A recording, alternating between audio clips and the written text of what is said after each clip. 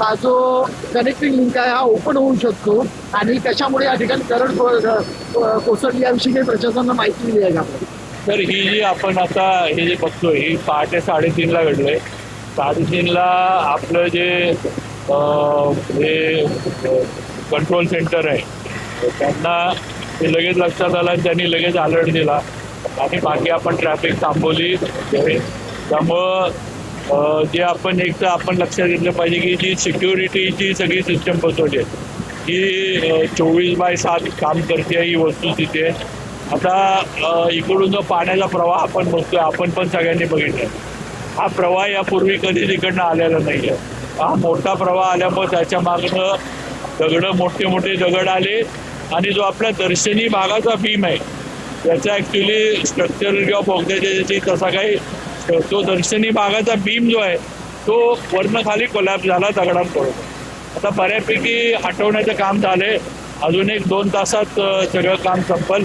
हे झाल्यानंतर police department वाहतूक किती चालू करायची इकडनं हे पोलीस डिपार्टमेंट निर्णय केला.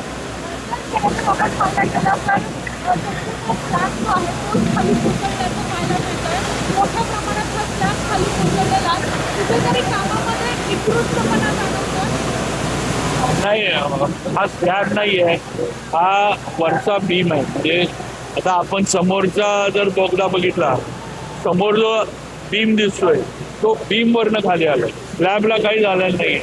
त्यामुळे स्ट्रक्चरला काही नाही आहे.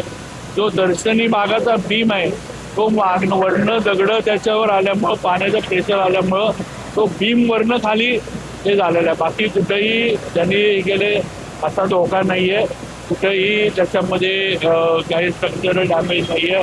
थोडं हे जे आहे ते एकदा काढायचं जे झाले त्याच्यानंतर होईल, त्याच्यानंतर आम्ही परत एकदा स्ट्रक्चर जे काय असेल ते आपण तपासणी करणार आहोत. भविष्यात अशा प्रकारे दरड कोसळू नये यासाठी काय खबरदारी घेण्यात येणार आहे? आता थोडं जर या टेक्निकल गोष्टी आपल्याला बघायला लागतील थोडा, पण त्याला एकच आहे की पाऊस आणि धुकं जे आहे त्या 2 गोष्टी कमी व्हायला लागतील. त्याच्याशिवाय ह्याच्या वर जाऊन म्हणजे डोंगरामध्ये काही उपाययोजना करणं गरजेचं आहे. कारण आता आपण इथं आहे, जे वरनं लूज माती दगडं किंवा समजा वरचा काय ओढे वगैरे जे आहेत ते जर डायव्हर्ट करायचे झाले तर वरची काय परिस्थिती आहे डोंगराची ती थोडी बघून आपल्याला हे करायला लागणार. IITचे वगैरे आपण लोक बोलवलेले आहेत, पण आत्ताच्या परिस्थितीत तर आपण बघतो की पाऊस चालू आहे, धुकं आहे, वारं आहे. त्यामुळे या तिन्ही गोष्टी आपल्या जे काही नियोजन करायचं त्याच्या जरा विरोधात आहेत. त्यामुळे हे थोडं कमी झालं की आम्ही IIT असेल टेक्निकल यांच्याकडनं त्याच्यावर जे असेल ते पुढची उपाययोजना करू.